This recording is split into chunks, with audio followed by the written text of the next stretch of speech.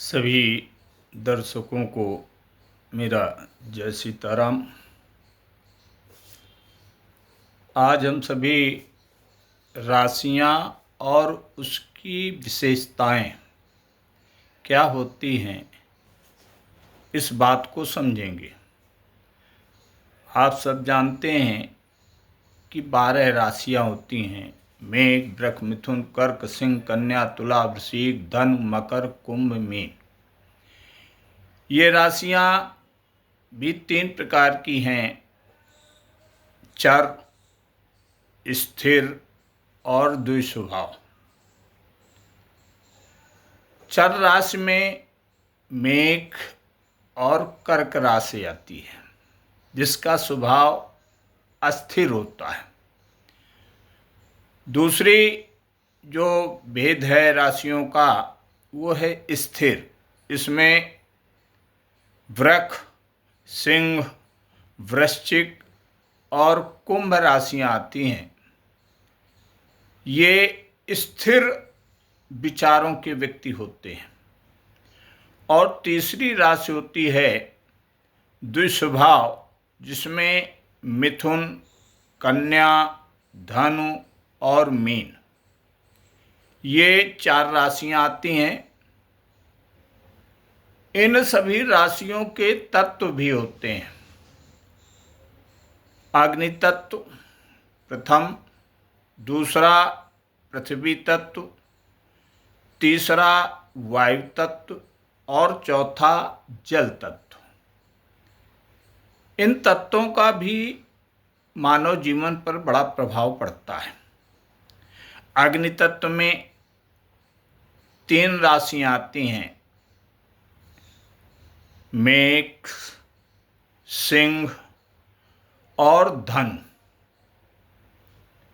यदि इनको क्रम से जाने तो पहला जो राशि होती है अग्नि तत्व, दूसरी पृथ्वी तत्व, तीसरी वायु तत्व और चौथी जल तत्व की होती है। जल तत्व के प्राणी में सर्दी जुकाम जल्दी होता है। ये विवेचना आगे आगे। तो यदि क्रम से देखें तो मेष, वृष, मिथुन, कर्क, ये 4 राशियां, अग्नि, पृथ्वी, वायु, जल। फिर इसी प्रकार अग्नि, पृथ्वी, वायु, जल, अग्नि, पृथ्वी, वायु, जल, इस प्रकार ये तत्व का विभाजन होता है। इन राशियों में लिंग भी होते हैं: स्त्री राशि और पुरुष राशि। स्त्री राशि में आपकी जो राशियां हैं, ध्यान से सुनिएगा: वृष, कर्क, कन्या, वृश्चिक, मकर और मीन। अर्थात जल तत्व की राशियां और पृथ्वी तत्व की राशियां ये स्त्री तत्व की होती हैं। पुरुष तत्व में अग्नि तत्व और वायु तत्व की राशियां होती हैं। आप समझ सकते हैं, राशियों का क्रम जब लिख लेंगे तो आपको समझ में आ जाएगा।